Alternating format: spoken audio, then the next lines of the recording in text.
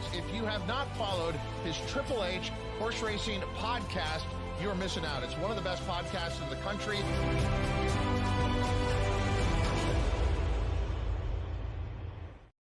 Good evening and welcome to episode 4 of Wire to Wire, our coverage of the Coast to Coast Pick 5 at First Racing's tracks, Gulfstream Park and Santa Anita. Thank you, our friends at First Racing. I'm your proud host, Howard Kravitz, along with host of Bet and Boozin', Kyle Roscoe, and co-host of Pacific Horse Players and host of his own podcast, The Gallop Out, Mr. Ryan Anderson. We are here to talk about what an incredible day of racing. Not only is the Pegasus going on, ladies and gentlemen, but don't forget within those Pegasus races, at least 3 of them at Gulfstream, 2 at Santa Anita, is the fantastic Coast to Coast Pick 5. And we are here to talk about it. Before we get into that, a few quick things. You can listen to us on Apple Podcasts, Spotify, and Anchor. And of course, you can follow us on X at HHH Racing Pod. We've got a great tip sheet. Look below the video player in the description for information about our tip sheet, which is rock and rolling for 5 years. And I'll mention that also milestone week this week here on the podcast that I mentioned last night. But that tip sheet has been great for 5 years. Please look into that, ladies and gentlemen. You will not regret it. Kyle and Ryan, we're just coming off the Eclipse Awards. We're live here, 9:30 Eastern. The 55th annual Eclipse Awards just ended. I would just very briefly, literally a few minutes, folks, give us time here. Just want to mention congratulations to Sovereignty, Horse of the Year. No real surprise there. Godolphin winning several awards, again, dominating the ownership breeder side of it. And then 2 awards that I just want to mention also. I'll let Ryan talk about one and Kyle the other. Congratulations to Bill Mott, Kyle. I mean, he was up against, wow. I mean, star-studded cast, of course, of trainers with Chad and Pletcher and, and Cox, the usual. Very well deserved, really good guy. Very happy for him, Kyle. Oh, yeah. I mean, realistically, he's kind of that one, right, that kind of falls underneath those other 3, in my opinion, because he doesn't run as many horses as those others do. Obviously, even Asmussen runs, thousands of horses every year. But when Bill Motz brings him to the track, no matter what, you have to pay attention to that horse. Obviously, Godolphin, Junior, all the types that come along with that. And Bill Mott, first time crossing the wire first for the Kentucky Derby, of course, this year. Having a horse like Sovereignty does help. But no, always a class act with Bill Mott. So very excited that he got the Eclipse Award this year. Yeah, very well deserved. Happy for him. And then Ryan, on the riding side, it was very close. I think you could make arguments for all of them. You and I, well, of course, Kyle would trust his first child with this guy. Maybe I should have let you talk, Kyle, but Ryan's the West Coast guy, and Flavian cut his teeth first out west. Flavian Pratt wins his 2nd Eclipse Award in a row, Ryan, for Jockey of the Year. Very well deserved. I know how you feel about this guy from France, now in the United States, of course. Yeah, not to copy Kyle, but I'm absolutely I would let him watch my firstborn child on the horse too. I mean, there's nothing that guy does wrong. He is fantastic. He's the best jockey in the country. And in my opinion, it is not particularly close. Anyone who tries to argue IRAD, I get it in terms of, winnings and whatnot, but Pratt does it time and again, whether it's on a favorite or on a long shot horse, which is, becoming less and less frequent, but he's the best in all the land. There's never a time where you said, man, Flavian Pratt didn't really try on that. I missed the summer of 2023, Ryan, when he went up to Saratoga and won absolutely everything. It was like always 4 or 5 to 1. Give me back those days.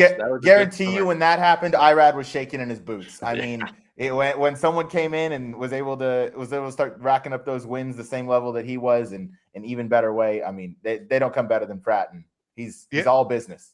Yeah, Ryan, we talk about the IRAD tax. I think people are starting to pay the Flavian tax, but you know what? We'll pay it gladly because the guy gives a damn good ride almost every single time. So congratulations to those guys. We're going to get into the Coast to Coast Pick 5 now, but it was worth mentioning that. And the last thing, and I put this out, I talked about it last night, put it on social today, sent out an email. I just want to say one last time how damn proud I am. This is the 5-year anniversary this week of the HHH Racing podcast. Kyle, you were one of the first people that joined us, of course, with Pete and Paul. We were the 4 sort of originals, I guess you could say. And then people like Ryan and Patrick and Jackson, a bunch of other people came on to the scene later. But you guys don't need to comment. I just want to thank everyone out there once again for your patronage, your viewership, your friendship, your camaraderie. It's been honestly life-changing for me and the opportunities I've had. I know Kyle feels the same way, especially going to all these tracks and everything. And Ryan's got his own podcast as well, but he's a strong part of this family as well. And it's been great for all of us. So anyway, thanks to everyone. Year 5. All right. Let's move on to the coast to coast guys. Now there is a carryover tomorrow, Friday, as Racing Downwind mentioned. What's up, David? 95,000 plus carryover. And if people are wondering very quickly, Howard, why didn't you cover that? Guys, it was really a time situation. We could have covered it, but I knew this show had to be tonight. And with less than a 12, 18-hour turnaround, it just felt like it was too close to that carryover situation. Plus, it's Pegasus, of course, this Saturday. So if you love the coast to coast, look into the carryover tomorrow on Friday. But we're here to cover the Saturday coast to coast. It involves, like I said, 3 Gulfstream, 2 Santa Anita. We've talked about these races a lot, guys, Ryan and Kyle, this week, all 3 of us on our varying shows. So what I really want to do, and I didn't really preface you guys that much, but I know you can handle it because you're pros. Obviously, we're going to talk about the handicapping side, but I really want to talk about the betting and the ticket structure side of this bet, because I think there are some possible singles out there. And we have a lot of people watching, over 100 right now, just right after the Eclipse Awards. We're going to have probably close to 200 or 300 when it's all said and done. And they want to know, Howard, Kyle, and Ryan, I want to play this bet. It's going to be a huge pool. What's the best way to structure our tickets, especially because a lot of people have already handicapped. So enough of me yapping. Let's get into it. The first leg, guys. And at the end of the show, we're going to show our ABC grids. I might even intertwine that, guys, within the conversation as well. So let's get to it. The first leg of the Coast to Coast Pick 5 this Saturday, which is a 15% takeout, is the very difficult Pegasus World Cup Filly and Mare Invitational on the turf. It's a $500,000. It's a mile and a 16th. I just want to mention to everyone, it's important to note, the rail is out 66 feet for this race. What that means is that the turns are not quite as tight. I'm not saying you can't close. I'm not saying it's going to favor speed, but in general, it'll be harder to close up the inside, and speed does play a little better when the rails are out. Just something to mention. Excuse me. Very, very tough field. Look at these morning lines, guys. Whiskey Decision, the 7, is the morning line favorite for Chad and Flavian. Let's go to our picks right now as I bring them up on the bottom of the screen here momentarily. And here we go. I've got 798. Kyle's got 897, and Ryan has 786. So a lot of 7s, 8s, 9s, a little bit of 6. Ryan, you and I are going to go with Whiskey Decision. I mentioned we covered the late pick 5 last night on Picks and Ponies, which, by the way, already has over 1,200 views, not including, of course, listens. So check out the Picks and Ponies show. You can also check out Ryan's Gallop Out show, because I believe, was it Nick Tamero this week you had? Yes, covered the late pick 5? Yeah. I'm not really proud of this pick, Ryan, because I wouldn't want to take the fave in this race, but I think she's very logical and has a big shot. Yeah. Look, we were just talking about the Flavian tax, which you probably will have to pay. But in a sequence like this, what you're not going to pay is that CAW tax because it's retail players only. So, Yep. I'll trade one for the other. I'll happily take Whiskey Decision in this spot.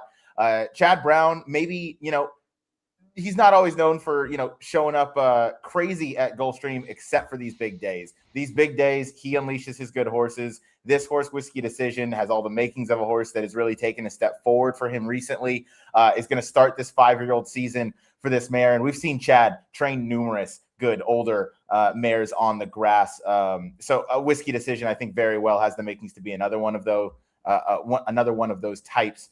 Rather, you mentioned the rails are out at 66 feet. They kind of changed that turf course into like 2 turf courses almost, with the rails being down and the rails at 66. So that is something you absolutely have to pay attention to. But I do think Whiskey Decision fits in here, makes a lot of sense. I think there is enough pace in here from some outside runners, In Our Time being one of them, Classic Q, who I'm sure we'll talk about, to set things up for Whiskey Decision. Proctor Street also in there, who I'm sure we'll talk about, as Kyle. That one's his top pick. But I hope we get that morning line, Kyle. Yeah. That's all I can say. That's all I'll say.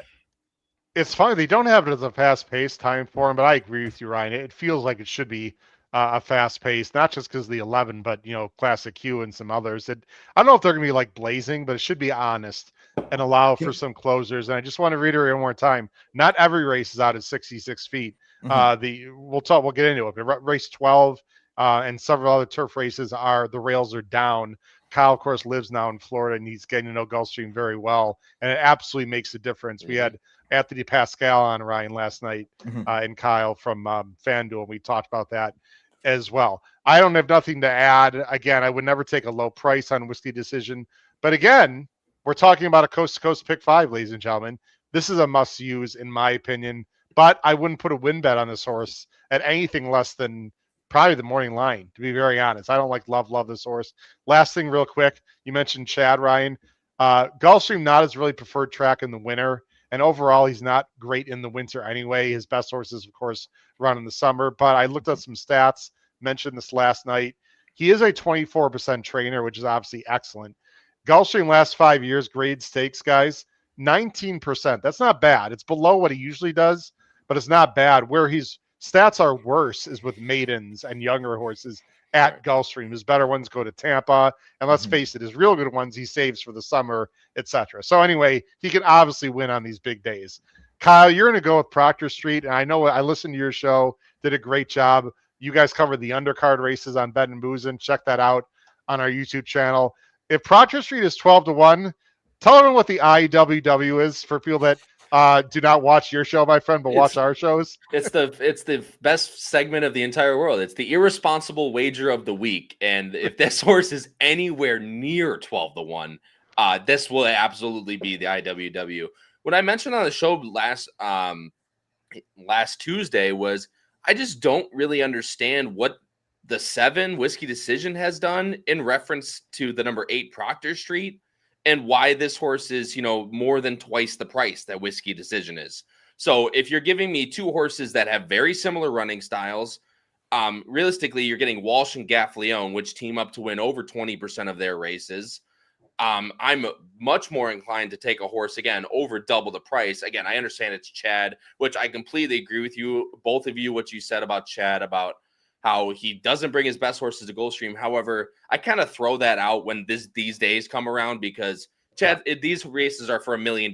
Chad's not sending his B string horses into $1 million races. So I completely negate that stat while I do recognize it. But it's just for me that if I kind of feel the same about both these horses and how they're going to run, I'd much rather take the horse that's going to be 10-1. They're both 5-year-old mares. They've both been tried and tested. Both have low 90 buyers, and they both, again, have the same running style. So I will gladly take the 8 over the 7. And Racing Downwind says Proctor Street is a big turn of foot. Gulfstream Park stretch will be enough for him, and that's the question. This card, Howard, actually reminds me a lot of like what they used to do on Million Day, how they used to run the other races on the inside turf, and then they had what's the Million turf that would run. Million Lane is what they called it. Lane 3, I think they called it, if I recall. So that reminds me a lot of that. Yeah, for sure. Kyle, I have a question for you. Yeah. Regarding Proctor Street and Whiskey Decision, I agree with everything you said on the value that at least they produce on the morning line. They're both 4-1. Who do you go with? Because I think they're both going to be within a point or 2 of each other. I agree. I think they'll be pretty close. I still would lean Proctor Street just because I think there's been a couple races in there that maybe separate him. Because really, the Eatontown at Monmouth is kind of, he beat Maggie Go that day. I guess Ozara is a very nice horse in her own right. She's getting a little older, but the Athenia wasn't anything special to me. While I do think Whiskey Decision is good at 1 1/8, I would still rather have Proctor Street. But I do agree with you that they'll be not maybe within like 2 or 3 points of each other. I think they're going to be like the 1 and 2, first and second choice in the betting come post time. You know what's interesting about what David said, and we got to move along, guys, but I actually think Whiskey Decision is the one you got to worry about with the short stretch. I think the better turn of foot to me is Proctor Street. She's a little more explosive. Whiskey Decision seems a little more grindy to me. But again, this is very, very trip dependent race. And let's just finally talk about Caitlin, her greatness. Well, a big fan of Paul Haller, and of course, Caitlin Clark, and we had in the chat our good friend Jackson Muniz, of course, who does a great job on the network as well. What are your thoughts there, Ryan, the question that was brought up on our show last night, and I don't know if this was brought up. I didn't have a chance to watch your entire show. Sorry, Ryan. Busy week. It was a long is she better? Is she better on Sin? That was a big question. I think she might be. She's very nice, though. I don't know. I'm a little negative to her in this race, but I mean, if she wins, it wouldn't shock me at all. Yeah, wouldn't shock me at all. When she won, I think Jackson, commented that because week after I met him and we started our shows, he hit the cross country pick 5 to Caitlin, her greatness for there we go. Wheelbarrow full of cash, as they say. And I thought, oh boy, I'm in deep water with this guy as my co-host. I got to sharpen up. But no, Caitlin, her greatness. Look, we've seen how good she is, right? But I think we've seen her peak, and I think we've seen her ceiling. I think on her best day, on the best trip, if some of the others don't show up, she can absolutely win. She's a very classy horse. She's going to run her race. She always does. I just don't know that we're going to see a career best from her. I think she's as good on synthetic as she is on turf.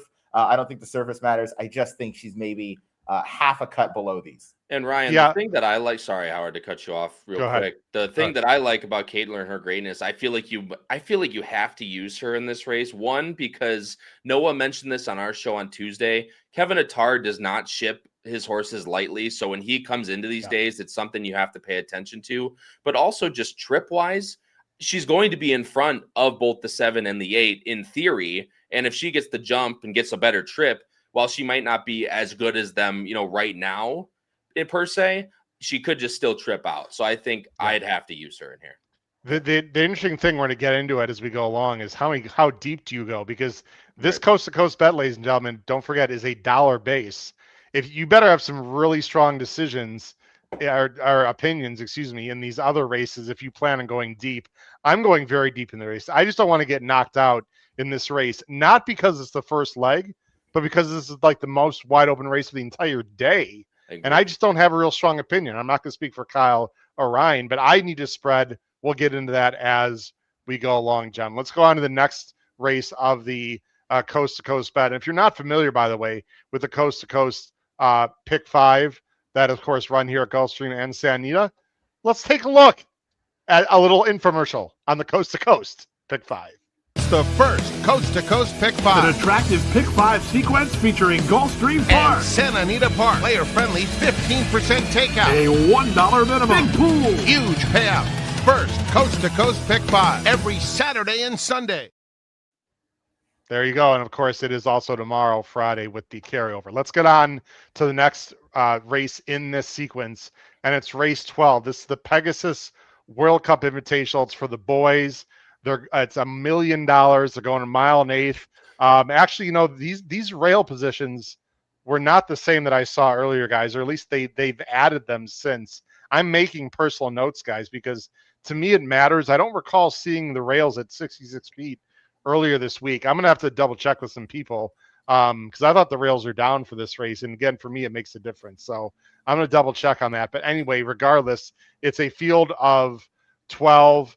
There is a horse here that I think is going to be a pretty heavy favorite. Program Trading, Chad Flavian, classy, 5-2, coming out of a bit of a troubled trip in the Breeders' Cup Mile, probably going back to his preferred distance, at least my opinion. I'm going 2-4-10. Kyle's going 2-12-4.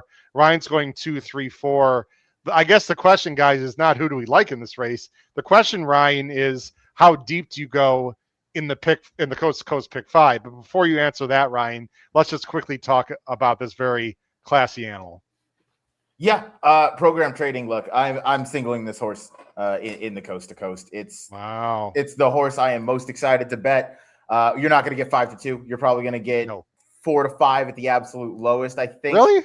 That low? I thought like 8-5. I think this horse is going to get pummeled. I don't necessarily agree that last effort in the Breeders' Cup Mile is going to warrant getting bet back the way that she's going to. I think a lot of people are going to see those double troubled lines in there. And if you watch it back, try to follow a notable speech through on the rail. Pratt opted to kind of choose a different path and got totally stuffed and, ran on and kept running, but kind of lost all momentum. And you're just going to kind of save and reserve for the following year. So I get that. I just don't think that horse, I don't think that running line specifically is why I like this horse coming back. I think looking back to the Keeneland Turf Mile, I really like that effort. Obviously, Rhetorical on that day. I was at Keeneland. That was a hell of a run by Rhetorical, gearing up for the Breeders' Cup Mile. Right before in the Bernard Baruch. No real excuse why that one didn't. Why program training couldn't get the job done that day. But I do think over this Gulfstream Park course, going the 9 furlongs, the mile and an 8 that we're going to be going on Saturday,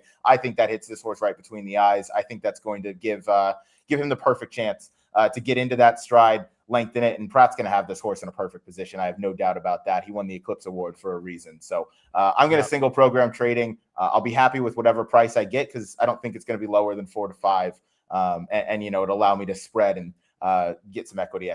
Use my equity elsewhere. Excuse me. Kyle, he's the 5. I mean, how in Klarovich, again, as Ryan said, he's trying to follow Nodal's speech, but decided not to. And Salon, the 3, came over. He's right here. How bad a trip is this in the stretch, in your opinion, Kyle? I mean, it's definitely not good. I can tell you that much. Right like there. you said, It got to a point where she got steadied twice, and Flavian kind of just pulled the plug from there. There was no winning after you got steadied that close to the wire. Obviously, notable speech. Another Buick masterclass, as we like to call it around here in that race. But I think program trading really is the goods. My only question is again, the layoff is really the only question from the Breeders' Cup till now. I think she's by far the best horse, or I'll take it. I don't have a beverage. Have a beverage, Ryan. I don't have a beverage at home. He actually did it twice. Take 2 shots if you got it at home, ladies and gentlemen. I'll do that. I don't know. I get this one mixed up with another one. I cannot remember which other one. You got some guests in the house. Tell them to take some, have a beverage. Yeah, they'll when they get here, I'll let them know for sure. Okay. But I just think he's the best on his day. But if he comes back or has another trip like that, especially when the rails are out, Howard, this is my big opinion too. However, I feel like I have better opinions that can win down the line. Like if program trading loses, gets a closing third, I wouldn't exactly be 100% surprised. Yeah, I don't think. Yeah. Look, it's a big field, and the rails are out. He's gonna have to work out a trip, but now the rails are out. That to me, that hurts him a little bit. We talked about this last night. I don't want to break it all down, but it's just harder to close up the inside for the simple fact there's less room. It's really that. It's a simple math situation there with the circumference of the track and the width of the turf course at that point. But I'm not worried about the time at all, by the way, Kyle. I don't want to speak for Ryan. They obviously pointed to this spot. Yeah. So the time issue, and he's run well off layoffs too.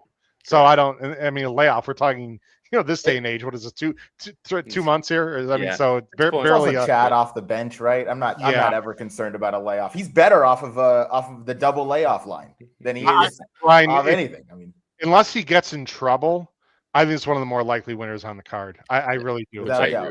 I don't love a lot of others. Now, very quickly, let's just talk about some others. Mm-hmm. I want to talk about a horse that Anthony Pascal sort of poo-pooed me on last night. He doesn't like this horse at all. I'll tell you who likes One Stripe. Not only me, but Davey Lane. And I have a ton of respect for Davey Lane. If you guys know who that is, does a great job on this podcast. He lives in England. He covers racing all over the world. He knows it well.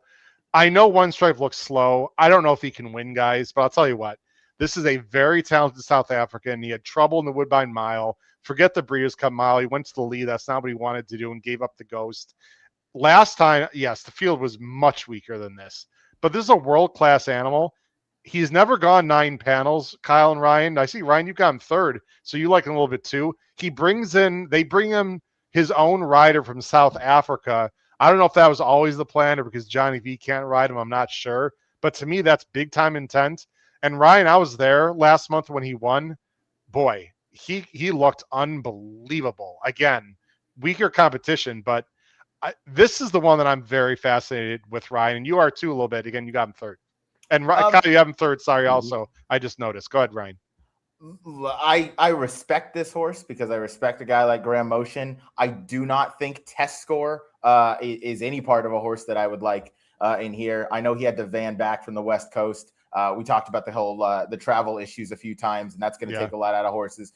Big campaign, grindy type from the inside. I'm good on test score. One Stripe's the Graham Motion horse that I'd like to use. I'm not a big fan of the jockey. You can look that up on YouTube as to the reasons why. But that last win, first time Lasix, absolutely. Absolutely like that win. That was a powerful one. Winning by 5 lengths on the turf against that optional claiming group. It's impressive, and you have to come back. The form for the Breeders' Cup Mile to this point has held up really well. You have repeat winners like repeat horses like Gas Me Up and One Stripe, who obviously we're talking about right now, who won in the optional claiming event. So the form's held up well. These horses have come back, and I think this was always clearly the goal for this Grand Motion runner.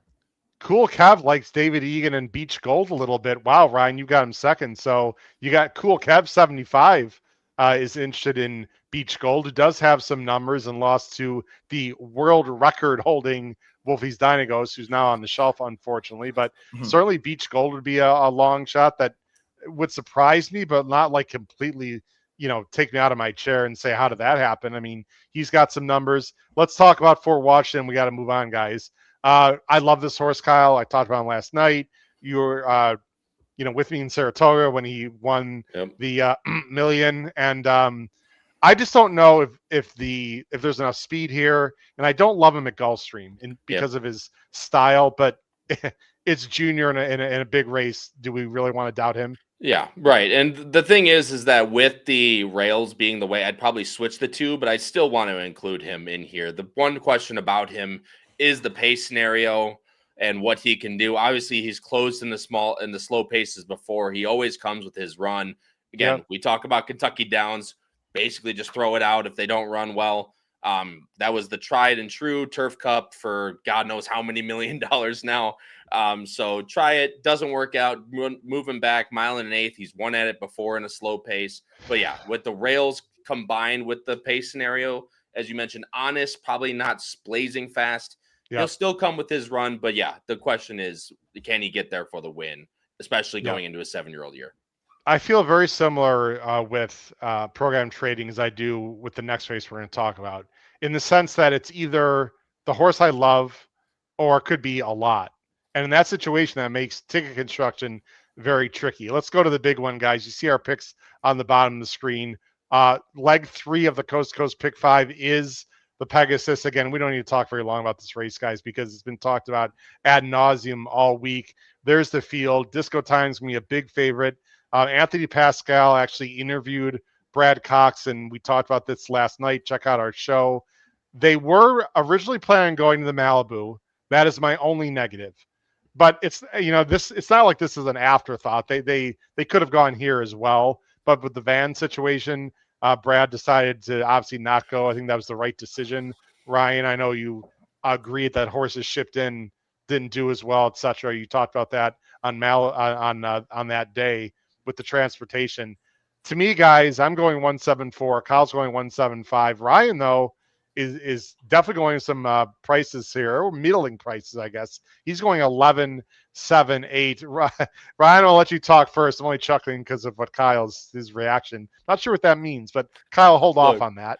White Abario, the first time if he wins that I'll be doing that. White Abario, 4-1 morning line. I think he's actually going to drift up from that, in my opinion. I think the odds with Tapan Street and White Abario are going to flip come post time, in my opinion. Ryan, that's not my handicapping opinion. That's just my feel as to what the public will do. You're sticking with Mr. Joseph and the returning champion, my friend. Oh, I guess so. So, all right. The reasoning behind White Abario as my top pick. One, I don't think that Disco Time fading the Malibu or not going was a bad thing by any means. That was very smart by Brad Cox. The van situation, as you mentioned, that would have taken a lot out of the horse. I'm gonna know before the race is run whether White Abario has a shot. If I get 4-1, 3-1, 2-1, and White Abario is being bet, I think I'm gonna be in good hands. If White Abario opens up at 8-1 and doesn't move, I'm gonna go ahead and count on my second, third, and fourth choices that I'm gonna be using in this race, because the board always tells the story with this horse. You can see it in the Jockey Club. Wasn't bet worth a lick. Didn't run like it. You can look, 2 back in the Whitney was bet maybe a little bit, but you had a horse like Sierra Leone in there who clearly took the money. When this horse has been got bet down in the Pegasus World Cup last year and ended up getting the job done by a distance. I was in Salt Lake City and I watched that happen. I could not believe what my eyes were seeing from White Abario. And I'm not going to get beat like that again this year. I'm going to hope that White Abario is taking some money. I think on his best day, this is his best track. He can absolutely show up, and his best race, I think, wins. versus this group. He's the most battle tested. He's still around. He's a full horse at the age of 7. IRAD's still aboard him. So I'm going to hope that it's all systems go after the scratch in the Breeders' Cup. Ryan, I hear you. There's one main issue that has to be brought up. If you're playing the Coast to Coast Pick 5, you're not going to be able to see the board. So sorry, yes, I meant like I'm not gonna see the board and know how to play him. I'm gonna know if if that horse is even gonna factor into the final into the race when the board opens. Right, but for the Coast to Coast Pick 5, for Coast to Coast Pick 5 purposes, you're going to use them as a strong A and the top choice until you're basically told otherwise by the board. Is that fair to say? Yes, exactly. Okay, James, what's up, James? On the Gallop Out show, I don't remember any love for Disco Time, so I guess. None.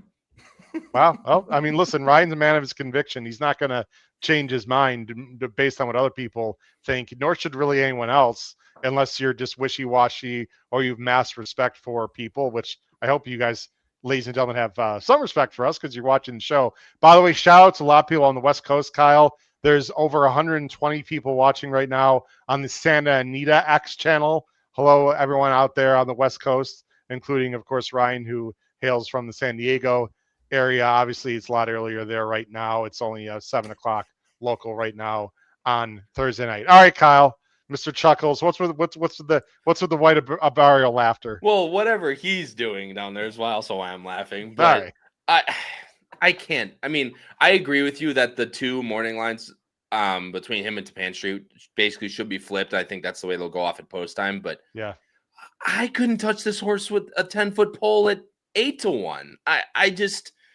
I mean, could he win? Yeah, I guess, because it's Gulfstream, but that would be the only reason why, in my opinion, why he could win is because it's his favorite track and he's 9 for 10 in the Exacto Gulfstream Park. Other than that, I can't see it because I don't know. Maybe I'm just over. Well, he hasn't run since August. His very last work was poor, but the workmate went too slow, which is part of the problem. All I know is Anthony Pascal's there on track every day, and he has told me several times, not only in our show last night, and take it or leave it, everyone, the vibe on him is not the same as it was last year. That's all I'm going to say. Does that mean he can't win? No. But right. Kyle, I'm with you. Plus the 11 holes, no bargain. Mm-hmm. I know IRA can work out a trip, blah, blah, blah. I get it. There's a lot of early speed. He can tuck in. We could have that discussion for an hour. I don't like this horse at all. Not one bit on Saturday. If he wins, I won't be shocked, but I'll be in a weird way disappointed. I've got nothing against the horse or Safi, really. I don't know. The horse is a fantastic story, obviously, Howard. I completely agree with you. Yeah. I won't be the first time, and if he continues to run, it probably won't be the last. I can't see it with all the stuff that's gone into him over the past, when did he last run? 8 months ago? August, 7 months ago? Yeah. So 5 months ago. But I'm not going to trust him with my money, I guess is what I'm trying to say. No, I agree. I get that. I would never put a win bet on him in this race because I think if he's getting bet, that's going to be much too short and a bigger risk to take. I think he plays higher than 4-1 in the multis, and I'm willing to take that on a horse that has proven to be inconsistent, but on his best day can blow the doors off of any field. I think that's fair. Yeah, I'm not going to agree with that. I just don't see his best day on Saturday. I often don't see his best day, so I'm just hoping that it is his best day, maybe. Tapan Street, guys, this is a very popular alternative to Disco Time. We'll talk about Disco Time in a second. Look, I love Brad Cox. I love this horse in general. He didn't run great in the comeback race. He didn't really need to. It was a means to an end. He's been working great. But, guys, I like to base my opinions on facts and intuition. The fact is this horse has to improve, Kyle. Based on my numbers, like not 2 or 3 lengths, like a good solid 4, 5, 6 lengths to win this race. Can he do it? Sure. But this is a big hill to climb for me. I've got him second just because I don't love a lot of other horses. I don't see him winning, though. I really don't. Kyle, you've got him second, and so does Ryan. I mean, you know the love I have for this horse, too. The highs and the absolute lows that I can talk about this horse with. Yeah, we both had him against Sovereignty in the Florida Derby, I believe. Me too. All correct. And Ryan, okay, there you go. I had a Derby. That was a long time ago, and it was before an injury. Correct. And at 65-1, I had him in the Derby Future. I remember doing laps around my house when he won the Florida Derby, and then a week later, I was on my bed with my head in my pillow. But I love this horse, and I really, if he is on his best day, I think he does vie for the lead. Again, it's just the same thing as White Barrio is. I don't know if right now he's as good as he can be, and if not, I'm not going to want to play him at 4-1. That's just that's the means to the end. Yeah. And I'll probably use him. I think I had him in my grid as a B, but I'm with you, Howard. I just think I don't know if there's necessarily a whole ton of pace, but even if there is pace, Disco Time is just the pace. And if he gets out to the lead from the rail, I think the rail is perfect for him. Gets right out with Pratt. As long as he breaks, I think they're going to have a very hard time trying to catch him. Well, I actually don't think he's going to be on the lead. Okay. I think one way that he can get beat, Ryan and Kyle, and I love this horse. And this is the kind of horse that I don't always love because he hasn't gone a mile and eighth. You could argue, or this was sort of a second option a little bit. There's a lot of other speed in this race. There are some negatives at a low price, but I got him 2-1 already overseas with someone, so I'm happy with that. I placed a big win bet. I wouldn't bet on him anything less than 2-1. But again, we're talking about the coast to coast pick 5. And for me, in a weird way, even though there's more questions maybe with him than program trading, I think he's almost more likely than program trading. He's going to sit the pocket to me. I know people can disagree. That's fine. That's why we got the show. If he runs his B+ race, he wins. His number last time, I know it was a small field, fine, blah, blah, blah. That last race was 5 to 6 lengths better than anything in this field. I mean, that was unbelievable in the Dwyer. He doesn't have to have the lead. Flavian is not stupid. He just won the Eclipse Award. Guys, I hope he sits the pocket, tips out as they approach the far turn, and blows by and wins by 3. I have zero concerns other than maybe the break, I guess, but he breaks well. I have full trust in Brad. I have full trust in Flavian. Would I bet him at 4-5? Hell no. That's why I took him at 2-1. Guys, this is the now horse. There's a lot of horses I don't like. There's not a great closer in this race, like a Sierra or something to fall in love with. I'm all about Disco Time. It's not creative. And that's what I went more like. Kyle, I don't care. That's fine. That's what I went more like, getting out and getting close to the lead rather than. And if he's, again, in the pocket, like you say, Howard, I mean, White Barrio is going to be coming from 3 or 4 behind him in theory, and other horses as well. I also don't like the closers in here. And Gulfstream Park, and again, hats off to them. They've actually, in years before this, it's actually been a very speed track. They've actually done a very nice job, and it's been more fair this year. Just from being there, watching all these races, they've had some really deep closers win. I just don't personally see it in this race. And at 1 1/8, again, I'm with you, Howard, not having that type of experience. I'm also usually against a low price horse like this, but I see the same thing. I don't think I've ever seen a time form as high as a 136 coming back into the program like this. I mean, that fits into like a 116 buyer. Mm-hmm. So if you believe in time form, again, it was one race, but even the races before that, Ryan, were still better than most of these in here. So anyway, I know you're obviously very against him, Ryan. I got full respect. I'm not saying he's a cinch or some kind of ridiculous statement. He just is very likely to me here. He's he's very likely. He's absolutely the now horse. All I would say is that he is going to be, I think, a pretty heavy lean for some people. And that's why I have to try and beat him. He's a horse that's going to be trying something new for the first time. And I can't trust that just off of that. Even though I mean, it's a 16th of a mile. Okay, that's fine. True, he's never but I understand what he's saying. It's also a grade 1. It is his steepest test, and you're going to be taking in name. In name, it's a grade 1. There are some very salty horses in this group. No, there's no Life is Goods or Nick's Goes in this field, or Life and Times, or Life and Times, who runs earlier for whatever reason. But look, I mean, Disco Time, very very special horse. And if he shows up with his A race, he's going to beat me, but it's going to be a fun thing to watch. So if I lose, then I lose. In terms of the pick, we have to get into the betting part of it. I said I want to emphasize that. I'm going to single him on a lot of my pick 5s, but I am going to play backups on this coast to coast. You have to. The value is way too good if you beat this horse. And I don't think he's completely infallible. So my main ticket will have Disco Time, but I'm absolutely going to have backups, Ryan, which we're going to talk about here in a few minutes. When we talk about that, I'm going to be interested because I have a different theory that I'm going to approach this with. Okay, Kyle, real quick, we got to talk about San Diego. No, you're good. I can save it for later too. It's a betting angle, so I can save it. Okay. Now, these are not exactly great stakes we're covering here at Santa Anita, but our good friends at Santa Anita have some interesting races here. Race 6 is a very small field. This is race 6 at Santa Anita. This is the 4th leg.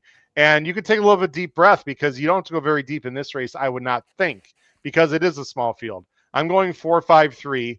Kyle's going 1-4-3.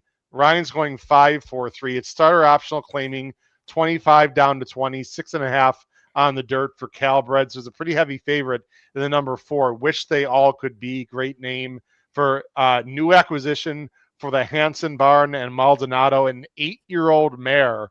And the other favorite in this race, guys, is also 8 years old from the rail, Emirates Affair, coincidentally a Florida bred, running in the other part of the country. Like you see our picks on the bottom of the screen. Kyle, you're going to go with Emirates Affair. I'm assuming you hope this horse wires the field, I would think. Yep, correct. Go ahead. Yep, that's exactly what I think, and I think he's going to get out to the lead. I think there's a little bit other speed with the 5 and 6.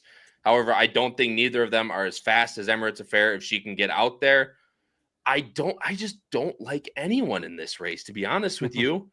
The 4, I can bring up this stat right now, just off the claim for Ryan Hansen in the last 5 years. 1 for 44, 9 of them in the money with a $0.06 ROI. Whoa. I'm not even though I completely think the 4 is by far the horse to beat in here. I'm personally, especially with an 8-year-old mare, I am not trusting that. So I'm going to take the horse, especially with these types of races where. So you're going to take the other 8-year-old. You're going to take the other 8. It's different scenario, not the same scenario. I know. I think she's just going to get out to the lead and wire them, getting back to the level that I think she can win at. I don't like her, but I respect your opinion for sure. Ryan, you're going to go with the horse that I think is absolutely going to have the lead. I would be shocked if Thirsty Trickster at least is not breathing down the neck of the 1, which is why I don't like the 1, Kyle, although I could be wrong. This horse is younger, obviously. I think has more upside for Jeff Mullins. I like this pick, Ryan. This is the only horse I think that can win this race other than which they all can be. Yeah, that's why I went 5-4 in here. Agreed. Look, Thirsty Trickster, Jeff Mullins, you brought up thank you, Kyle. You brought up the Ryan Hansen first off the claim being 1 for 44.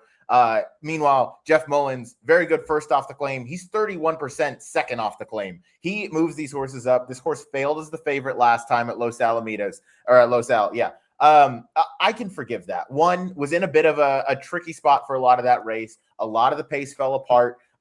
You boys crazy. 4 ain't losing. Look, I'm going to use the 4. I'll see you with that 6 cents there, Noah. I'll see you there. Yeah. For real. Yeah. Take those 6 pennies to the bank. But, I mean, look, the 4 might win just based off of talent. And this is not the toughest group. But and the fact that we're putting her in the winner's circle. Yes, we're putting her in the winner's circle right now actively. But Thirsty Trickster, second off the claim for Jeff Mullins here, drew a lot better. Was in an 11-horse field last time at Los Al. That's substantial. That's tough to work out a trip for a horse that's going to be forwardly placed. Yeah, this is that was a crazy comment by you, Kyle. But no, this horse can absolutely rebound off that effort. Very reasonably placed, not in for a tag, which makes you think nothing went wrong. So I think this horse can take a very nice step up. Should be sitting right off of the 1.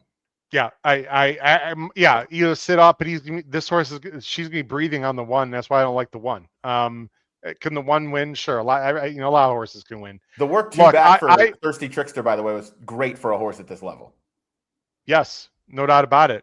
Guys, last week a horse named Pithkin won at Gulfstream on the turf and cashed a very nice turf pick 3 for me. And that horse blew through an 0 for 70 stat that Pete Visco gave out because hell, anyone can go 1 for 71. So yes, I'm a math guy. I hear you. This horse is just tons the class. I mean, if there were other like sneaky, interesting horses, I'd say let's beat the 4. And the 4 doesn't have to win this race, and the 4, by the way, has no work since either. But she's 8, so guys, I'm putting her on top. Call me a homer, call me a chalk eating weasel, whatever. I seem to be picking a lot of chalk tonight, which anyone that knows me knows I don't usually do. But you got to give what the track gives you guys. So anyway, I'm not singling her at all. Wish they all could be. We'll get to our tickets here in a few minutes. But I think she is very logical. Now let's go to the last race. The last race of the Coast to Coast Pick 5. And thanks for watching. We have over 300 people watching now throughout the country, whether you're watching on X or YouTube. Hit the subscribe button at the bottom right-hand side of the screen. Notification bell top right on YouTube. Smash that like button. If you're watching on X, switch over to YouTube, and you can take care of all those things. Thanks for watching the HHH Racing Podcast. Wire to Wire, Episode 4, Coast to Coast, this Saturday. Last race, let me go ahead and then we'll show our ABC. We'll talk ticket instruction and let everyone go for the evening. There's our picks on the bottom of the screen. Race 7, this is the closeout leg of the excellent Coast to Coast Pick 5. What I thought was a very difficult race. Allowance optional, 50 claiming. Rails are out 20 feet on the turf. They're going 1 mile and an eighth. It's a big field of 10. There's some classy horses, Ryan, coming out of stake races, but for some weird reason, I don't trust them. We can talk about that. The morning line favorite here is the number 5, Willa T for Yaktine and Kimura. Just ran not very long ago in a stake. I'm going 7-5-4. Kyle's going 5-7-3, and Ryan's going 3-5-8. And if I remember correctly, Ryan, you were giving a little crap from your boys there on our show, Pacific Horse Players, for picking Royal Charter at 9-2 for Mullins and IU. So in for the 50. Tell us why you like this horse. I watched the replay. I'm not going to show the replay, but she is coming out of a race, with a bunch of others in this field, if I recall. Yeah, the Thursday night Twin Spires cash tourney at Turfway winner Jackson Muniz gave Noah and I a good amount of grief for picking this horse. But look, again, I just mentioned the stats on Jeff Mullins' second off the claim, where he drastically improves them. But you'll notice December 28th, it's going to be a recurring theme if you listen to me talk on a screen on any show or channel. I do not trust the turf course that day. I might end up being wrong, but I think right now you can play a lot of these horses back that just were spinning their wheels, were not running their best. Royal Charter coming down the lane, wasn't switching leads, did not look exactly comfortable. Whereas if you watch some of her races in the past, she has finished off much more professionally. Maybe she hasn't always gotten her picture taken, but that last out, I'm willing to excuse. I don't think she cared for the turf course. I think you can say that about a lot of these horses in here. What was it about? Sorry to interrupt. What was? I mean, you were there a lot. So what was it? Royal Charter is the 6th, by the way, and the Queen Sienna. It's kind of this race is the 8, and the and 1 Corbett Violet starts now the 11. What was it about the turf course you thought that was wonky? They got about 8 inches of rain in the 2 days previous to this race card. So this was opening day at Santa Anita. They pushed it back 2 days, no longer the day after Christmas because of all this rain. These Southern California turf courses are not used to taking that much rain. Obviously, it was safe to run on, but I think still it had a lot of give in the ground for what these horses are used to. They like to hear their feet rattle underneath them. And I think for some of these, they did not really care for it. I think Royal Charter was one of them. It's not often she shows up just completely kind of gassed down the lane or just spins her wheels. She normally has a much better finish to her. She is in for the tag here, but she's cleared a lot of those conditions. She's done everything she needs to do, and she's kind of at this level where this might be the kind of money run where Mullins runs her. She's going to win if she gets claimed. $50K plus the purse money in here. Out at Santa Anita, it's going to be worth it. So that doesn't raise any red flags for me. She is a 6-year-old mare too. So yeah, she is a 6-year-old mare after all. I mean, I think she's proven she's not a stakes quality animal. Yep. So I don't think risking her for the tag here is much of a risk at all. Right, you make cogent points, and you're out there all the time. So I have no really right to argue about how the turf course is playing. My opinion, Kyle, just from a straight handicapping standpoint. There were 8 horses within 2 lengths of that finish line. It was bunched up. I just didn't like the visual. I mean, I guess you could say maybe because of the turf course. I'm not buying that fully. I just don't like that race. I don't like anyone coming out of that race, Kyle. I'm playing others in here like Willa T, who was coming back quick. That's your horse on top. Did the jock lost the whip in the stretch. Now it's Kimura. Lost to Paradise Lake, who would be 2-5 in this spot. And I like Take a Breath more than the 5. I think she's improving for Glatt. And I thought that last run against Ambaya and Cliffs was much better field than the one we just saw. I'm not being overly creative. I am spreading. I'm even using the 4 guys. I know you guys don't have her. I know she looks ridiculous, but her run 2-back, Angelic Appeal, was not actually that bad. And then last time she was rank and uncovered and going a mile. This is not what she wants to do. And now it's JJ.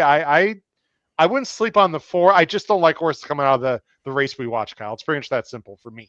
Yeah, and obviously that gives you leeway to go with other horses in here. Yeah. And you can look at it either way. I think Ryan's point is definitely one to be taken into consideration as well, considering how little rain they usually get out there, and to just get dumped on like that. I think it's especially with West Coast horses, when they don't want to give in the ground, you can really kind of tell. And one of those is where they're not switching leads. They just don't look comfortable. So I think Ryan's point definitely needs to be taken into consideration. I am using Royal Charter as I have her in 3rd.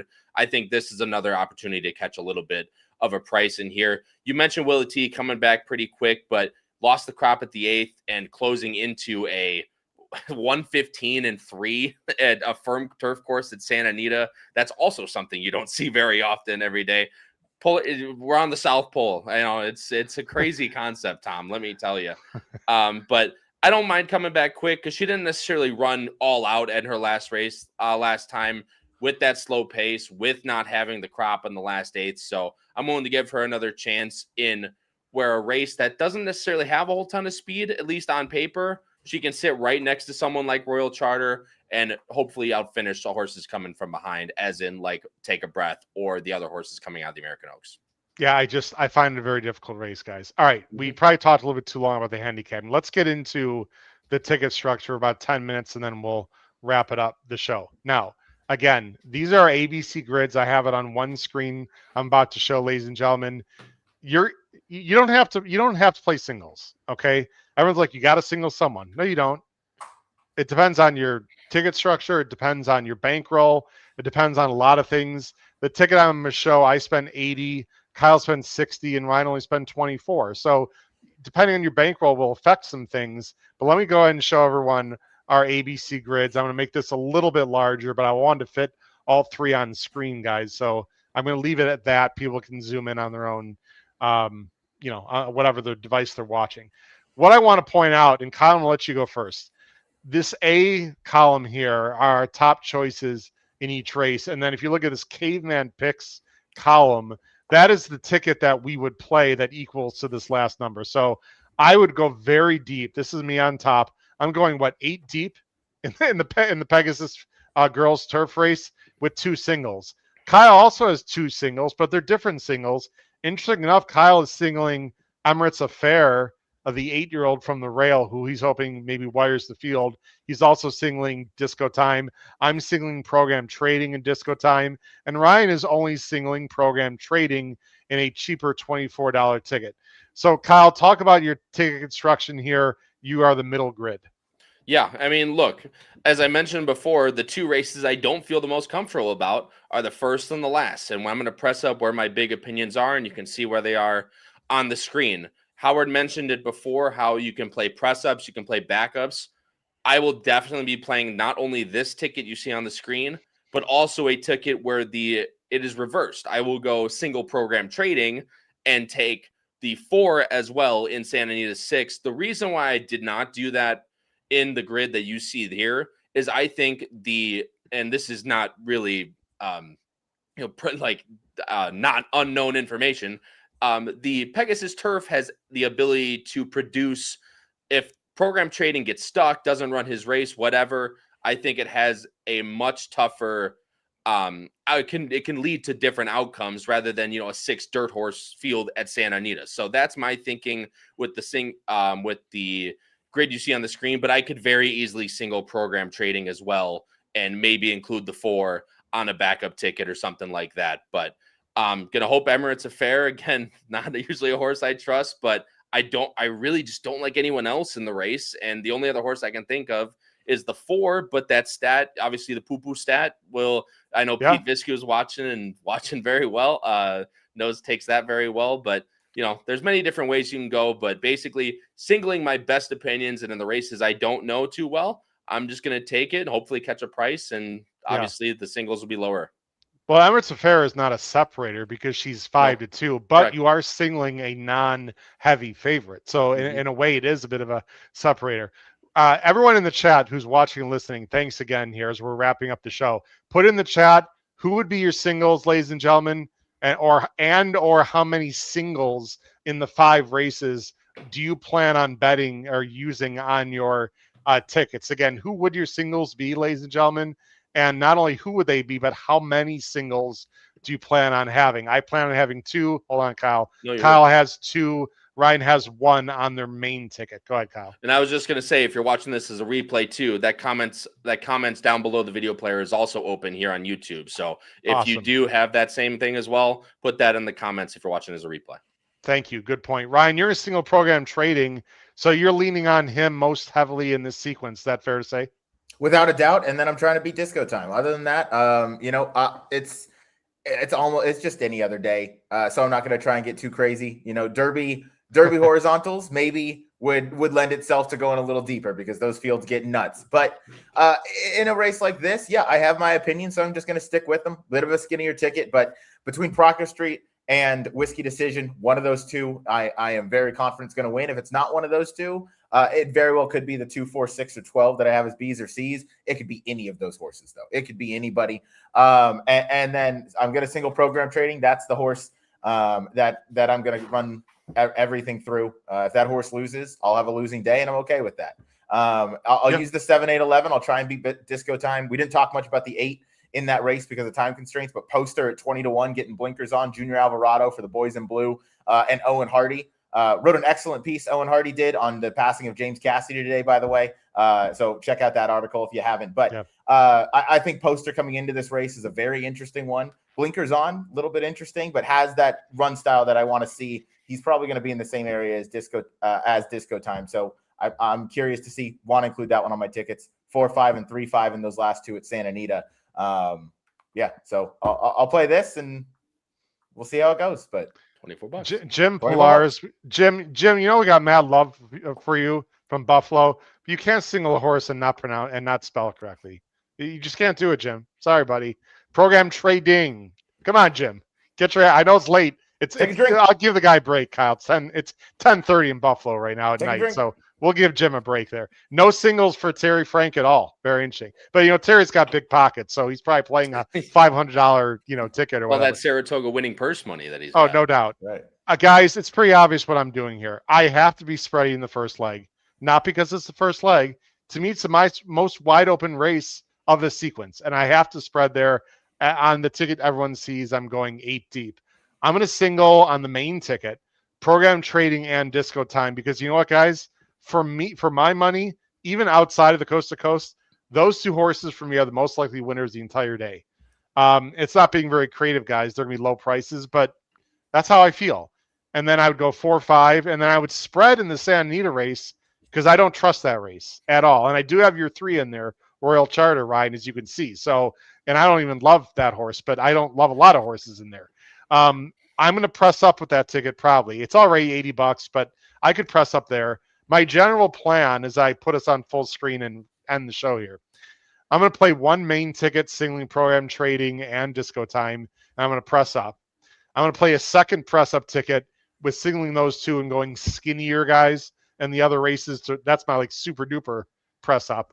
I'm going to play 1 ticket, only singling 1 of them and backing up with disco time and program trading. And that's about it. I might play a really skinny ticket without either one of them, which would be would pay a ton. But I'm not going to play a ticket thinking, hey, I'm going to win $30,000 because they're both going to lose. You got to do what the track gives you, ladies and gentlemen. And I respect Ryan. I'm not saying, like I said, disco time can lose. But in my own mind, Kyle and Ryan, disco time and program trading are by far the most likely winners of the day. And I have to press up, and you can still get paid by pressing up or super duper pressing up, like playing maybe like a $3 or $4 ticket.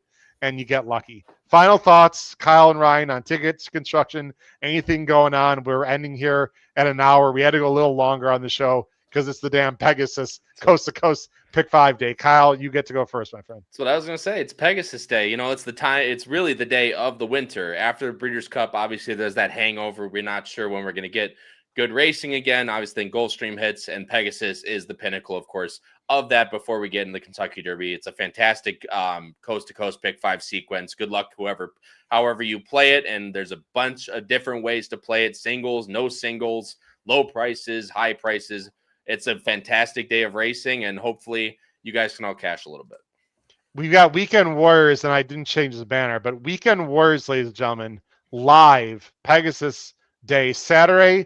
We're running 3:30 to 6. Again, everyone listening and watching, NBC does a great job. We love them, but you know what? Watch our show live, 3:30 to 6 Eastern on Saturday. We're covering the last 4 races at Gulfstream, which of course the first 3 of the Coast to Coast Pick 3. So Weekend Warriors YouTube channel, 3:30 to 6, right here on the HHH Racing Podcast. Ryan, my friend, resident West Coast guy, you have the final thoughts either on a particular ticket construction thought or just the day in general. Yeah, look, for the day in general, some people that work at banks or whatever, they have the fiscal year. I have the racing calendar, where the end of the year is the day after Christmas, where Santa Anita has their opening day card, and this is the first day of the year. It's the best racing card to start off the new year. Obviously, we are jam-packed through the Pick 6. That's all graded stakes. It's an excellent sequence here for the Coast to Coast, and I'm excited to get into it. Excited to watch the Pegasus. It's always a fun race to watch. I will say I'm most excited for the Fred Hooper, because Life and Times versus Knightsbridge has an opportunity to be a huge match race between those two going into this handicap division in 2026. And then final parting thoughts. I know we didn't cover the $90,000 plus carryover in the Coast to Coast that's taking place tomorrow, but if you want thoughts on those, myself and Jackson Muniz are on Tom Quigley's seminar at Santa Anita on track tomorrow. We're going to be going over that and the entire card at Santa Anita. So plenty of work for Jackson and I to do. Plenty of there'll be fireworks on that show without a doubt. You can't have me, Quigley, and Jackson on a screen at the same time in a studio and not expect there to be a whole lot of fun going on. So be sure to check that out. As again, we'll be going over the Coast to Coast Pick 5 taking place between Gulfstream Park and Santa Anita with that $90,000 plus carryover as well. That's on the simulcast feed for Santa Anita, correct? Yes, it is. So what time approximately is that going to be East Coast? 11:20 a.m. Pacific time, meaning 2:20 p.m. East Coast time, or Least Coast, as I like to say, because everything runs through the West. Yeah, of course it does. That's exciting. Imagine not having football at 10 a.m. on a Sunday. What kind of world is that? I guess the big question is Jackson going to have facial hair or not for the big appearance for that he's going to? That's the big question.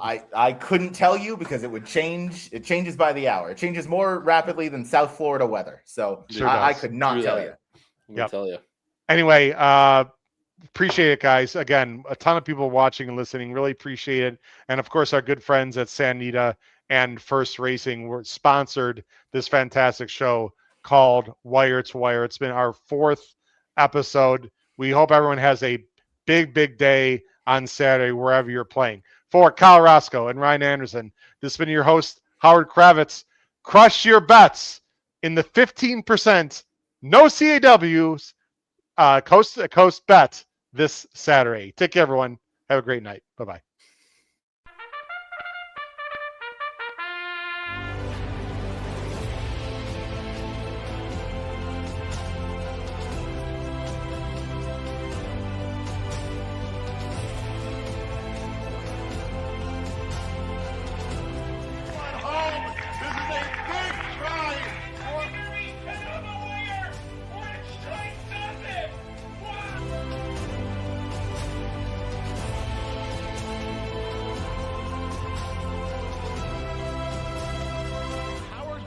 If you have not followed his Triple H Horse Racing podcast, you're missing out. It's one of the best podcasts in the country.